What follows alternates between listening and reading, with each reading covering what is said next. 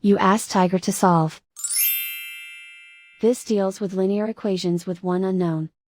The final result is k equals 7. Let's solve it step by step. Simplify the expression. Expand the parentheses. Multiply the coefficients. Simplify the arithmetic. Expand the parentheses.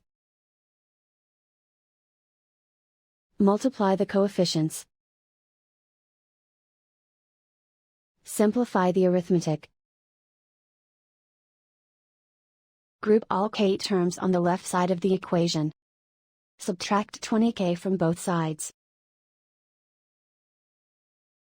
Group like terms. Simplify the arithmetic. Group like terms. Simplify the arithmetic. Group all constants on the right side of the equation. Subtract 15 from both sides. Simplify the arithmetic.